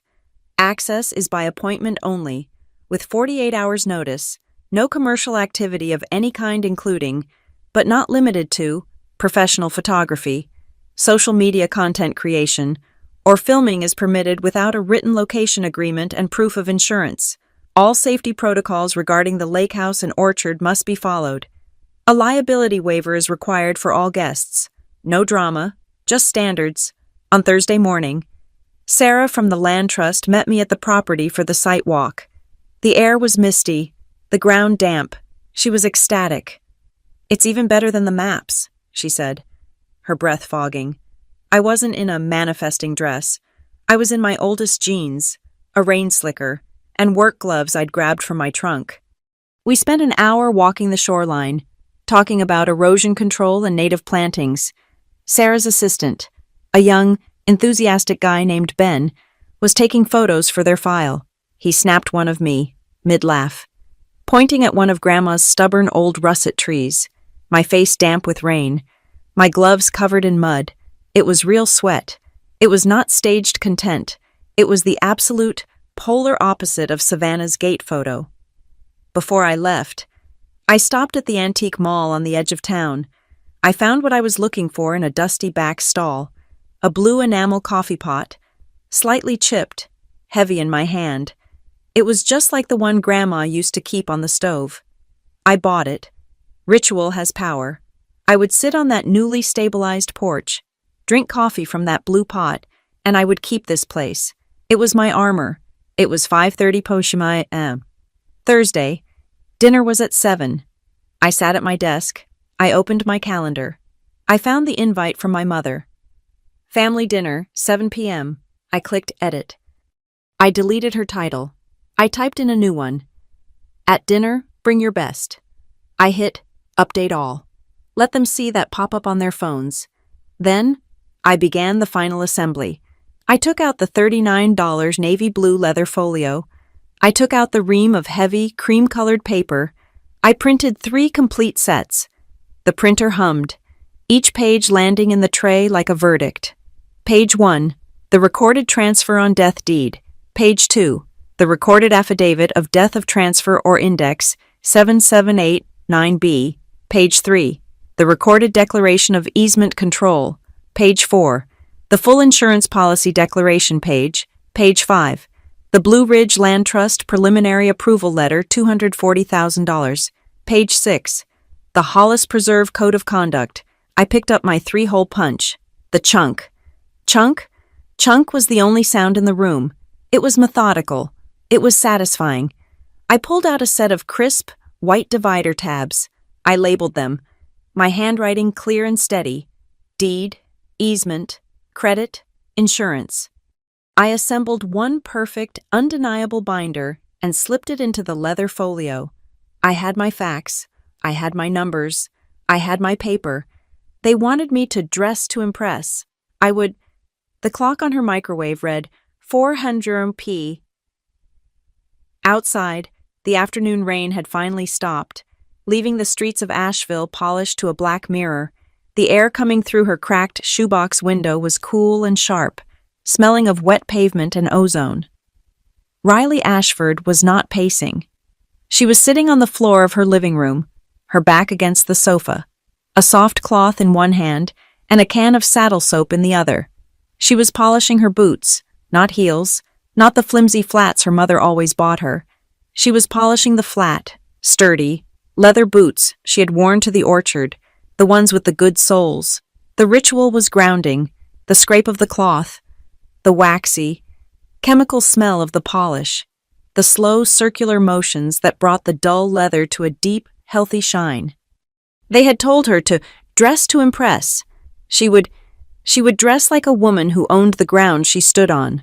The clock on her parents' mantel read 4:30 p.m. The house was not calm. It was humming with the high, thin clink of good china. Deborah was setting the table for 8, not the usual 5. Her movements were sharp, energized by a nervous, brittle excitement. This was her stage, and she was setting it for a triumph. She unfolded the heavy linen napkins, the ones she hadn't used since Thanksgiving 2 years ago, and placed them beside the plates. Carl was not helping.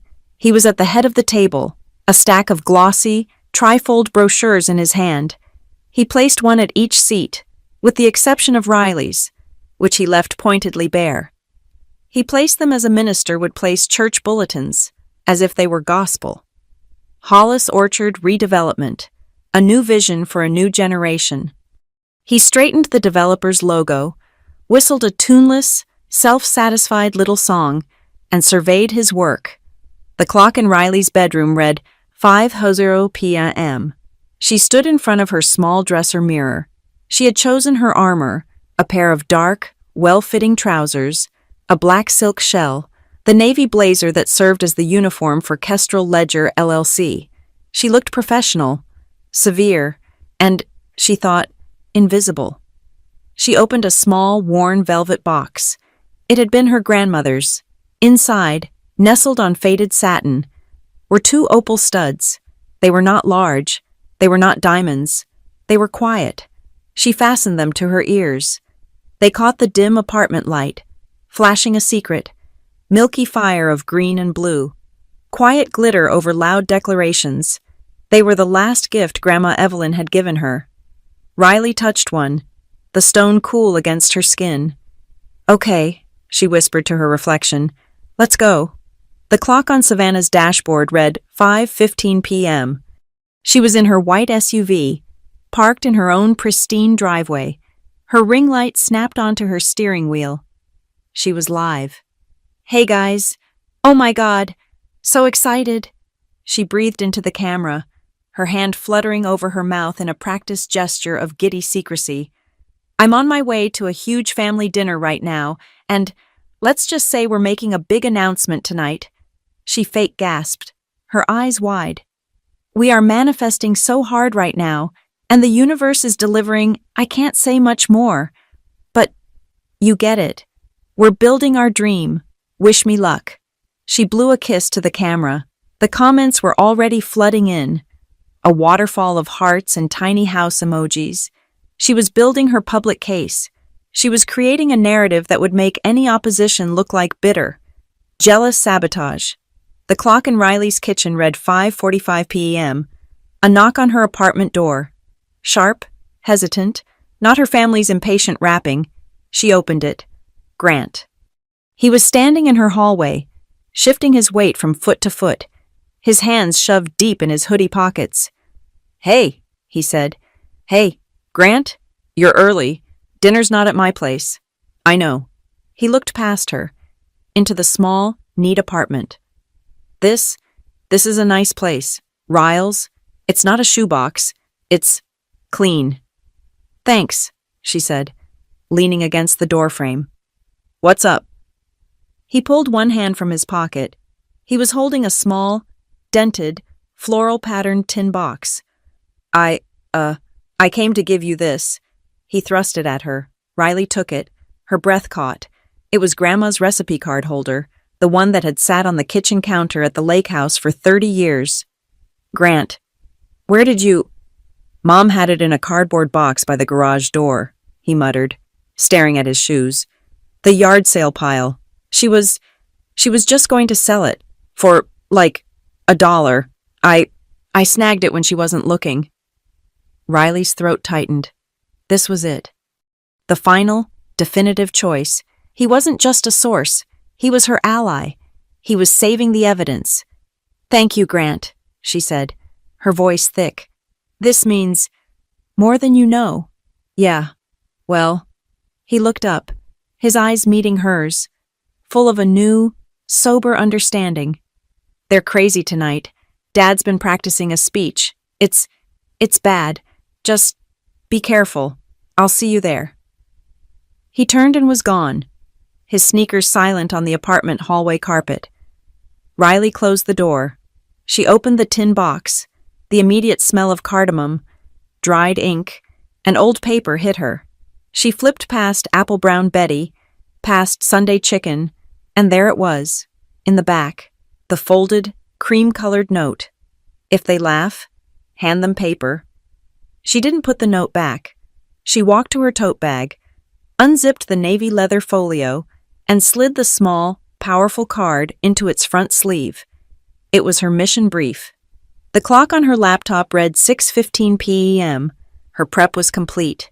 The boots, the opals, the folio, the mantra. Now, the final logistics. An email pinged. From Jonah Pike, Esca. Subject confirmation. Ms. Ashford, as requested. All documents are recorded. All filings are time-stamped. The affidavit of death is indexed with the county as of yesterday. The title is clean, clear, and solely in your name. You are, from a legal perspective, bulletproof. Go to dinner. J.P. A steel rod of pure, cold confidence slid down her spine. Bulletproof. A second later, her phone buzzed with a text. Maya Torres. Red flag. But a good one. Just got an alert. First National Bank. The one you sent the letter to auto-triggered another soft credit pull on Deborah this afternoon. It was auto-rejected. The system has her flagged. She's now trying a different bank. A small regional credit union. They're desperate. They're trying to get liquid before dinner. They have no idea the well is dry. Your letter worked. They're just shaking the vending machine at this point. Riley felt a grim, dark smile touch her lips. Of course they were. They were walking into this dinner with empty pockets. about to make a speech on how they were going to spend a fortune they didn't have, from an asset they couldn't touch. The humiliation they had so carefully staged for her was the only thing they actually owned. The clock on her car's dashboard read 6:30 p.m. She was driving. The rain-washed city gleamed under a sky that was breaking apart, showing streaks of pale gold. Golden hour. She wasn't driving to her parents' house. Not yet. She took the turnoff toward the lake. She didn't drive down the easement road, but she pulled over on the main highway, stopping right by the newly chained-off gate. She got out of the car. The air was perfect. The new orange flagging tied to the steel posts was vibrant, almost electric in the low light. Her no trespassing sign was clear, stark, and legible from 50 feet. The lake was a sheet of peach-colored glass. And then, in the deep shadows of the heirloom apple trees, she saw the first one, a single, blinking pinprick of green-gold light. Then another, and another. The fireflies were rising. They sparked like signal lamps between the rows. A quiet, living network of communication. Her land, alive, and signaling to its owner. Riley leaned against the hood of her car, the engine ticking as it cooled. She breathed in the smell of pine and damp earth. She said it aloud, to the orchard, to the lake, to the ghost of her grandmother. "We keep it." It was a vow. The clock on her phone read 6:45 p.m. She was back in the car, parked on a quiet side street 1 block away from her parents' house. She would not be late. She would not be early. She would arrive at 7:00 p.m. precisely. Her phone buzzed in her hand, a text from Aunt Lou. "Riley, dear, just a reminder we're having guests. Wear something cheerful. Your mother is trying so hard. Please, try to make an effort." Riley looked at the message. Then her gaze shifted to the passenger seat. The navy blue leather folio sat there, heavy, solid, and silent. A slow, quiet grin spread across her face. "Oh, I'm bringing the sunlight, Aunt Lou," she murmured to the empty car. "Sunlight in a folder." She was ready. She picked up her phone, with its buzzing, demanding, frantic notifications. She pressed and held the power button. The screen glowed, then offered her the option. She slid her finger across, power off. The screen went black. The car's cabin fell into a sudden, perfect, cathedral quiet. It was just her, the scent of her leather boots, the quiet fire of the opals in her ears, and the weight of the paper beside her. The stage was set. She put the key in the ignition. It was time. I walked through the oak door at 7:00 p.m. Precisely. The dining room was glowing. My mother, Deborah, believed ambient lighting softened the edges of reality, and tonight, the house was ablaze with it. Lamps in every corner, candles on the sideboard. It felt theatrical, like the footlights on a set, designed to blind the audience to the shabby parts of the production. In the far corner, by the china cabinet, sat Savannah's ring light, angled toward the table, not even hidden, an accidental witness, ready to capture the performance. They were all there, my parents, Aunt Lou, Savannah, and Grant, who immediately became fascinated by the pattern on his plate, and 2 new faces, a man in a shiny, ill-fitting suit, and a woman who looked like his pale, silent accessory. This had to be the developer. "Riley, darling, you made it." Deborah swept over, kissing the air beside my ear. She smelled overwhelmingly of Elnet hairspray and a thin, acidic layer of anxiety. "Jim, this is our other daughter. Riley. Riley. This is Jim and his wife. Carol." Jim shook my hand. His was damp, his grip too eager. "Great to finally meet you. Your folks have told me so much." Aunt Lou, already fanning herself, eyed my blazer and dark trousers. "Oh, Riley, that's very professional. We're celebrating tonight, dear." "It's my work attire, Aunt Lou," I said, taking my designated seat, the one at the end, the one without the glossy, trifold brochure that sat at every other place setting like a church bulletin. The small talk began, and so did the small stings. They were designed for the benefit of the guests, to establish my role in the family narrative. Jim and Carol were just admiring the neighborhood, Deborah said, passing the rolls. We were just telling them how you love living downtown, Riley, in that cozy apartment. Jim laughed politely. A real starter life, huh? We were just by your building. Actually, parking at your building is rough. I hear you should really think bigger. There it was, the shoebox humiliation. Laundered for company. Think bigger. I like my apartment, I said, my voice neutral. The parking is fine if you know where to look. My lack of apology, my refusal to be embarrassed, seemed to throw Deborah off script. An awkward silence descended, filled only by the clink of silverware. Carl, seeing his cue, tapped his water glass with a fork. The sound was sharp, demanding. Well, he announced, beaming at Jim. Since we're all here, I've prepared a little visualization of the future. He had a projector. Of course he had. The wall above the sideboard flickered, and a bright, blurry square appeared. Carl fumbled with the focus. The first slide slammed into view. Bold, ugly, Red Times New Roman, Hollis Orchard redevelopment, a family future. As you all know, Carl began, his voice adopting the smooth, confident cadence he used on the golf course. We've been blessed with this legacy asset, but legacy, he wagged a finger, doesn't pay the bills. Vision does. He clicked, a slide of the orchard, but it was defaced. Gaudy architectural renderings of a glass and steel monstrosity were superimposed over Grandma's lake house. We're looking at a multi-phase plan, Carl said, using a red laser pointer that jittered in his hand. Phase 1, the main residence, 4-car garage, infinity pool, a real family seat. He clicked again. Phase 2, Savannah's state-of-the-art studio and wellness center, right here, with maximum lake visibility. Savannah, who had been filming the presentation on her phone, preened and whispered, It's going to be iconic. Phase 3, Carl continued, his voice swelling, is the subdivision of the upper acreage, high-end lots, gated community. This is where you come in. Jim, we sell those lots. We fund the entire vision. Deborah, seeing her part was next, placed a hand on her heart, the emotional garnish.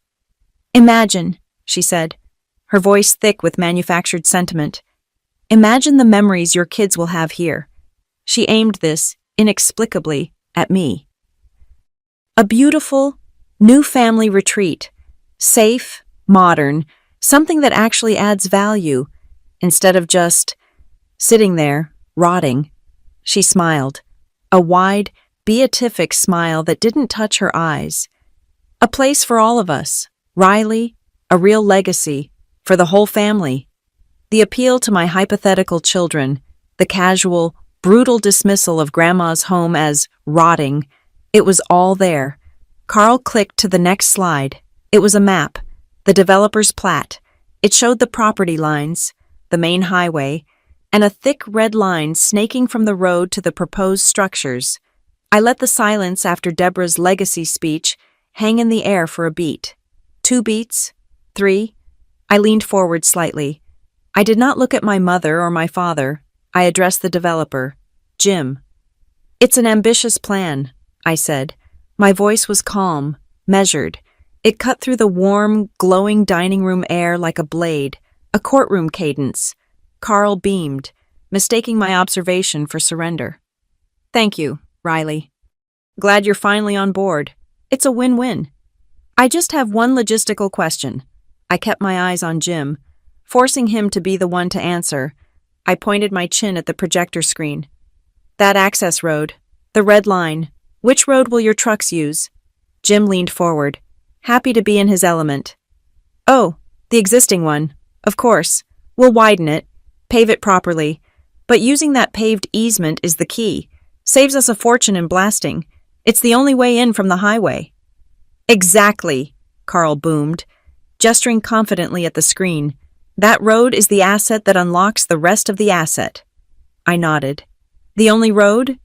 The only one, Carl affirmed, his smile wide. triumphant. He was oblivious. He had just confidently placed his head on the block. I see. I reached down to the black tote bag resting by my polished boot. I pulled out the navy blue leather folio. It was heavy with paper. It made a solid, definitive thud as I placed it in the center of the table, on the gleaming oak, right next to the butter dish. The sound was not a sound of dinner. It was a sound of business. Every fork stopped. Mid-air, Aunt Lou's hand, holding her sweet tea, froze halfway to her mouth. Carl's smile tightened. A flicker of annoyance in his eyes. Grant, I saw from my periphery, sank lower in his chair, his head bowed. He knew what that folio meant. Deborah, ever the hostess, forced a laugh. It was a full octave too high. Goodness, Riley, what's this so formal? Don't tell me you brought work to a family celebration. She winked at Carol, the developer's wife. Is this your apartment wish list, sweetheart? Did you finally decide to think bigger? The shoebox joke. One last time. I didn't smile back. I looked at her, and then I slowly, deliberately, unzipped the folio. The sound cut through the room, sharp and decisive as a blade being drawn. I opened the cover. I flipped to the first section. The tab, white and crisp, was labeled in my own clear hand, Deed. This, I said, my voice clear and carrying to every corner of the room, is not a wish list. I turned the binder to face my father. This is the transfer on death deed for the Hollis Orchard, parcel ID number 447A, filed with the Buncombe County Register of Deeds. I didn't need to read the whole thing. I had memorized the relevant clauses. I looked at Carl, his face a mask of confusion. I'll skip to the operative part. It describes the property. Thence north 88 degrees, to a stone marker. It describes the assets, including all appurtenant rights, specifically Hollis Orchard, the residential structure known as the Lake Parcel, and all associated water rights. I paused, letting the legal weight of those words settle in the glowing room. And then, I continued, there is the beneficiary clause. Upon the death of the grantor, Evelyn R. Hollis, all right, title, and interest in the aforementioned property shall be conveyed to and vest immediately in. I lifted my gaze from the page. I looked directly at my father. I looked at my mother. Riley M. Ashford. I let the name hang in the air. It was recorded as index number 7789B. 2 years ago, it bypassed probate entirely. The land was never part of the estate. It was never yours to put in an LLC. Dad, it was never yours to sell. Silence. A complete, stunned, vacuum of sound. The developer, Jim, had gone rigid, his roll halfway to his mouth. His wife's eyes were wide as saucers. Aunt Lou made a small, choking sound. Carl's face was a terrible thing to watch. The ruddy, confident color drained from it, leaving a pale, grayish-white slackness. Deborah just stared, her mouth slightly open, the hostess' smile frozen and horrifying.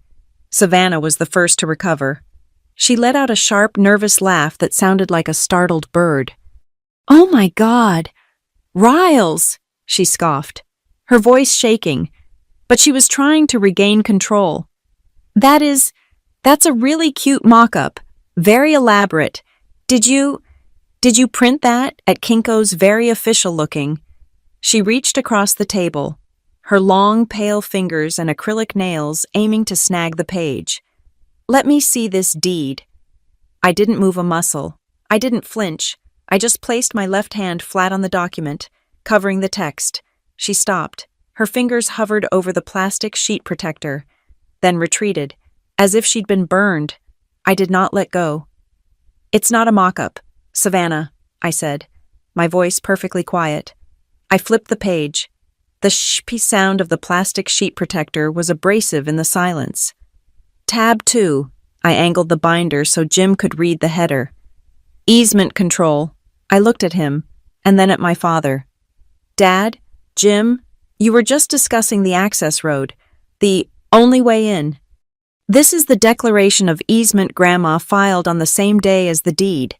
It states, I tapped the highlighted paragraph, that the only paved access road is under the sole written consent of the owner of this parcel, me, and my filed notice of ownership change explicitly prohibits all commercial and heavy equipment access until a full safety and liability review is complete, which it isn't.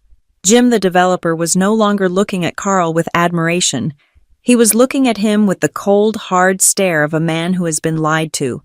This wasn't a family dinner, it was a deposition, and he'd just discovered his key witness was a fraud. I flipped the page again. Shp. And finally, tab 3 conservation credit. I looked at my mother, who was now trembling. Her eyes locked on the binder as if it were a bomb. You said Grandma would want this land to be a place of healing and growth. Savannah, you're right. You said we should add value. Mom, I agree.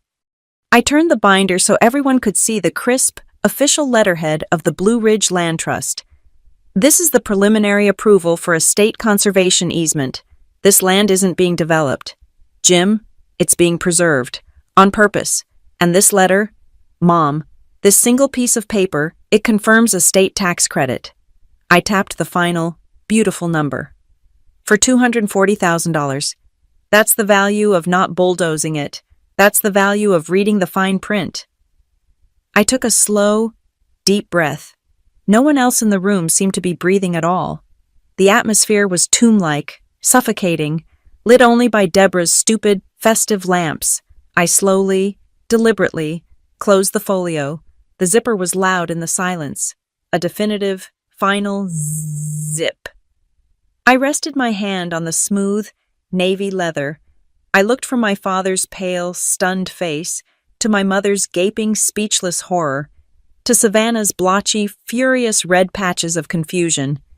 You were building a family future, I said, my voice low, even, and carrying to every corner of the quiet room. You were selling lots. You were funding studios. You were spending money. I paused, letting the accusation land, letting it soak into the good china and the linen napkins. Now, let's talk about whose future you were spending. The words settled in the glowing, lamp-lit room and detonated in the silence. My father's face, which had been pale, now seemed to collapse inward, the ruddy confidence of the family patriarch crumbling to dust. He looked at Jim, the developer, who was staring at him with a look of cold, utter contempt. That's not possible, Carl stammered, his hand fluttering near the useless, glossy brochure at his plate. He turned his eyes, now wild with panic, to me. We can contest this. We'll take it to probate. There's an equitable share for family. He was grasping at legal terms he didn't understand, phrases he'd heard on television. The transfer on death deed bypassed probate. Dad, I said. My voice was not loud, but it was absolute. It was the voice I used to deliver a final audit. That's its legal function. The document is recorded. The title has vested. It is final. Jim, the developer, made a small, disgusted sound. He pushed his chair back an inch.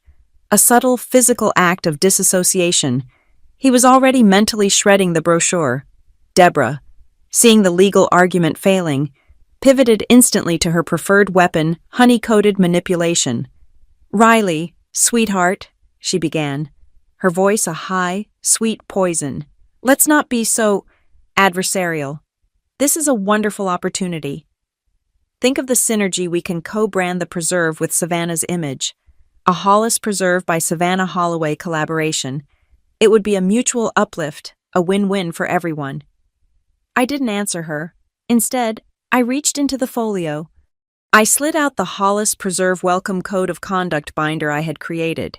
I pushed it smoothly across the polished oak table. It stopped in front of her plate. These are the new access protocols, I said. They require 48 hours notice for any visit, a signed liability waiver, and proof of insurance for any guests. I then took a single, thin sheet of cream-colored paper from the folio's front sleeve and placed it gently on top of the binder. The title was simple, Filming Content Creation Policy. And this, I said, my eyes finding Savannah's, stipulates that there will be no commercial photography or social media content creation of any kind on the property without a written location agreement and a fee. Savannah's face, which had been a mask of confused fury, contorted into pure rage. The curated wellness guru vanished, replaced by the spoiled child who had her toy taken away. "You can't do that," she shrieked, her voice cracking. "That's my brand. That's my launch." She lunged, her hand shooting across the table, her acrylic nails poised to snatch the page, but another hand got there first. Grant's, his hand, broad and steady, landed flat on the paper, covering it completely, stopping her inches away. He didn't look at her. He was looking at the page, his jaw tight. "Read it, Savannah," he said. His voice wasn't loud, but it was heavy. It was the steadiest thing in the room. He had chosen his side. I reached back into my folio. I pulled out 2 more single-page documents. I placed them in the center of the table, on top of my closed folio, like a final offering. "And for you, Jim," I said, my voice calm. "And for you, Dad, these are courtesy notices. One is for First National Bank. The other is for your development company."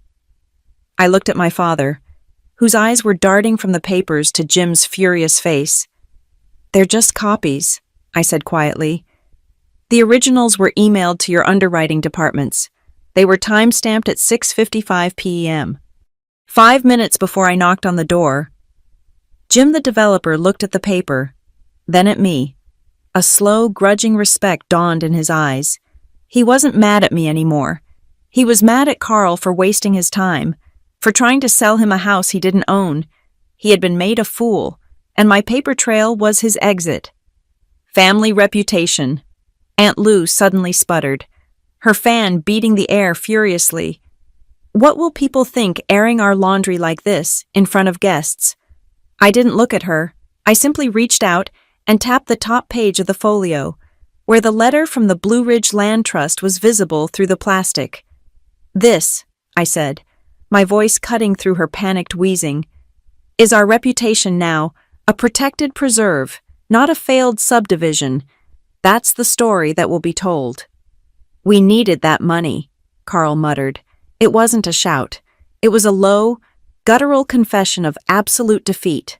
The truth, finally, stripped of all its bluster. He looked old, and small, and pathetic. My eyebrow lifted. "Just a fraction.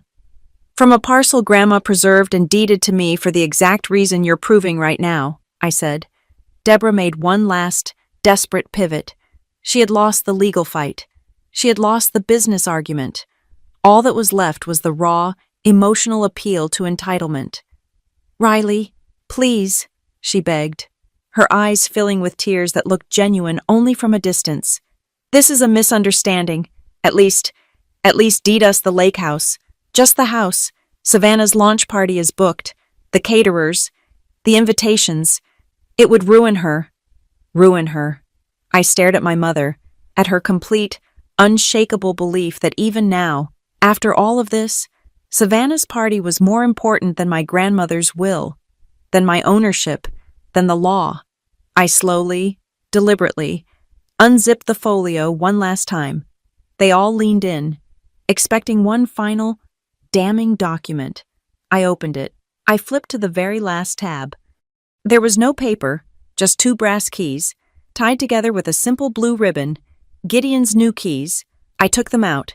The keys to the lake house, the keys to my home. I set them on top of the closed leather folio. Where they glinted under the chandelier light, the room held its breath. Deborah's eyes lit up with a wild, desperate hope. Was I giving in? I placed my fingers on the keys, and then I slid them back across the folio, away from her, toward myself. It was a quiet, final, devastating no. I stood. My chair made a soft scraping sound against the hardwood floor. My voice was low, even, and stripped of all emotion except a cold, hard clarity. "You laughed at my apartment," I said. looking from my mother to my father to my sister. You called it a shoebox. You told me to think smaller. I placed my hand flat on the leather folio. Here's the paperwork you forgot to respect. I turned my head and pointed with my chin to the fireplace mantel, to the silver frame that held the only honest witness in the room. Her estate isn't a punchline, I said. It's not your slush fund. It's not Savannah's backdrop. I looked back at them. My family, my adversaries, the stunned guests. It's preserved, and it's mine to steward. I gathered the folio. It was heavy in my hand, a shield made of facts. The opal studs in my ears caught the light from the chandelier. A flash of quiet. Secret fire. Around the table, chairs creaked, breath caught in throats. In that single, silent, stretched-out moment, the room finally understood. The power had not just shifted, it had been transferred, recorded, final. I turned and walked away from the table. I did not look back. My footsteps were steady on the polished floor. My hand closed around the cool brass of the front doorknob. The latch clicked open. And the scene freezes on my hand, closing the door behind me. The leather folio tucked securely under my arm. Thank you so much for listening to my story. I'd love to know where you're listening from. So please drop a comment below and let's connect and share our thoughts. If you enjoyed this, please consider subscribing to the channel and giving this video a like. And if you'd like to help this story reach more people, please hit that hype button to give it an extra boost. It really helps the channel grow.